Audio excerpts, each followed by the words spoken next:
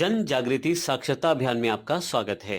पिछले सेशन में हमने एरेज की जानकारी ली। हमने यहाँ पे न्यूमेरिक एरे की जानकारी ली, एसोसिएटिव एरे और फिर मल्टी डायमेंशनल एरेज की जानकारी भी ली। हमने उससे रिलेटेड एग्जांपल्स को भी देखा। इस सेशन में हम अपने एरेज के एग्जांपल को ही कंटिन्यू कर रहे हैं, लेकिन इस बार हम एरे के एलिमेंट को एक्सेस करने के लिए लूप्स का प्रयोग करने वाले हैं। तो यह पूरा सेशन लूप्स और एरेज पे आधारित है, जिसमें हम ये देखने वाले हैं कि किस प्रकार हम एक्सेस कर सकते हैं एरे एलिमेंट्स को लूप्स के साथ।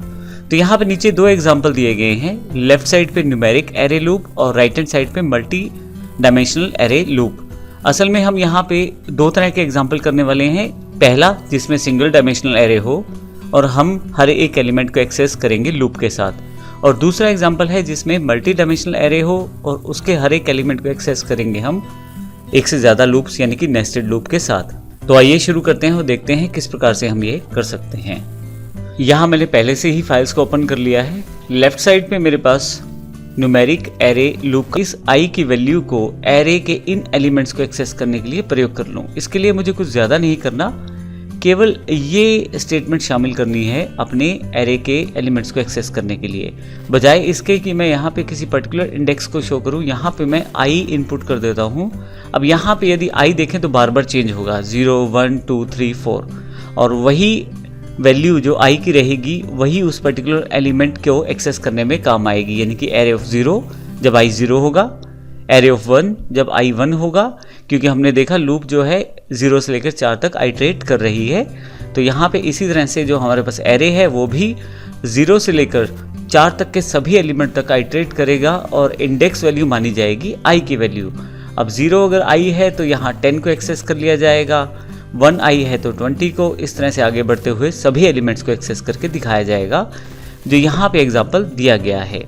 तो इस तरह से हम इसका प्रयोग कर सकते हैं अपने पास आसानी से एरे एलिमेंट को एक्सेस करने के लिए और उसको दिखाने के लिए। ये हमारा पहला एग्जाम्पल है।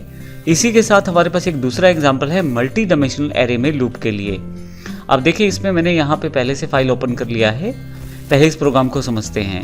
हमने एक स्टूडेंट डेटा एरे बनाया है जो मल्टी डायमेंशनल है। आप देखें तो इसके अंदर काफ़ी सारे एरेज को शामिल किया गया है, जिनमें वैल्यूज़ दी गई हैं अरविंद, विजय, सुमित, नवीन, और उसके बाद 2 न्यूमेरिक डेटा भी दिए गए हैं। ये मार्क्स को रिप्रेजेंट करते हैं स्टूडेंट्स के। ये एग्जाम्पल के लिए हमने लिया है।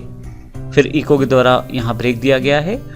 अब यहाँ अगर आप ध्यान दें तो हमारे पास 1 2 3 और 4 रिकॉर्ड हैं टोटल।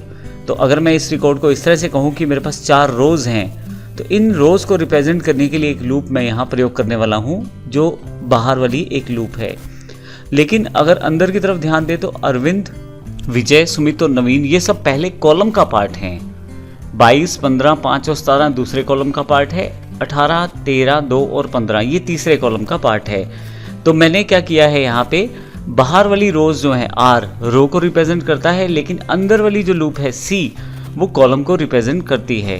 तो अगर आप यहाँ ध्यान दें तो मैंने यहाँ पे रो और कॉलम का कम्बिनेशन तैयार कर लिया है।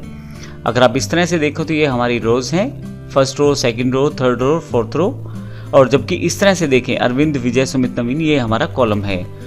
अगर इन सब एलिमेंट्स को हम इंडेक्स के पॉइंट ऑफ व्यू से देखें, अरविंद जो है इसका इंडेक्स बैठता है पहला कॉलम और पहली रो के इंडेक्स वैल्यू के साथ। अगर हम यहाँ इसको डिफाइन करें तो हम कुछ इस तरह से कह सकते हैं, एरे में यह 0 एलिमेंट है, 0 रो के साथ, 0 कॉलम के साथ।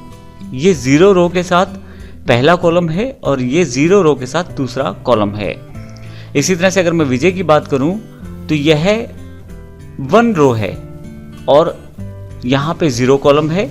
ये 1 रो है, 1 कॉलम है, और ये 1 रो है, ये 2 कॉलम है। अगर आप इसको देखना चाहें तो मैंने एक छोटा सा एग्जाम्पल यहाँ तैयार किया है लूप के साथ। इस लूप के साथ यहाँ पे अगर आप यहाँ ध्यान दें तो रो 0 और कॉलम 0 ये वैल्यू है आपके अरविंद की।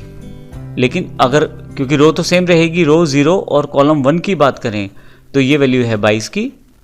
फिर रो 0 में अगर 2 कॉलम की बात करें तो ये वैल्यू है 18 की। इसी तरह से आगे नीचे वाली साइड पे आते ही, विजय वाले रिकॉर्ड पे आते ही रो चेंज हो जाएगी, रो 1 हो जाएगी। फिर विजय 0 कॉलम पे है, 15 1 कॉलम पे है, और 13 जो है वो 2 यानी कि दूसरे कॉलम पे है। इसी तरह से फिर से रिकॉर्ड चेंज हो जाएगा, नीचे रो 2 हो जाएगी, जिसमें 0 सुमित है, 5 1 है और 2 जो है आपके पास फिर से वैल्यू 2 है। तो इस तरह से अगर हम इन वैल्यूज़ को एक्सेस कर सकें अपने किसी इंडेक्स के द्वारा तो बड़ी आसानी से हम इन सबको एक्सेस कर सकते हैं। उसके लिए मैंने फिर से एक लूप यहाँ दोबारा प्रयोग की है। अब इस लूप को समझने से आपको लगभग सब कुछ एक्सप्लेन हो जाएगा। सबसे पहले एक रो लिया गया है आर वेरिएबल और उसको प्रिंट करवा दिया गया है एरे रिकॉर्ड के रूप में यहाँ पे।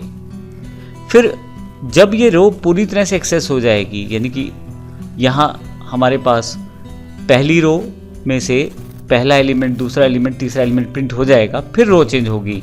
तो इसका अर्थ ये है कि मेरे पास यहाँ सभी पूरे कॉलम्स को पहले उसे रिप्रेजेंट करना है 0 से लेके 2 तक। 0 कॉलम में अरविंद है, 1 में 22 है और 2 में 18 है। तो इसके लिए मैंने कुछ कंडीशन तैयार कर ली है सी के साथ। और फाइनली यहाँ पे स्टूडेंट डेटा को रो में मैंने रिप्रेजेंट किया है और फिर कॉलम के रूप में रिप्रेजेंट किया है।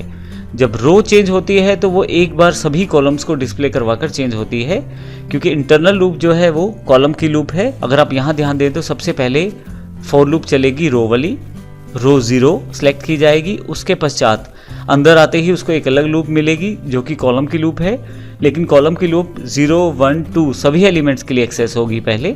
फाइनली जब ये खत्म होगी तो फिर रो इंक्रीमेंट होगी, यानी कि रो फिर से अगली रो पे जाएगी।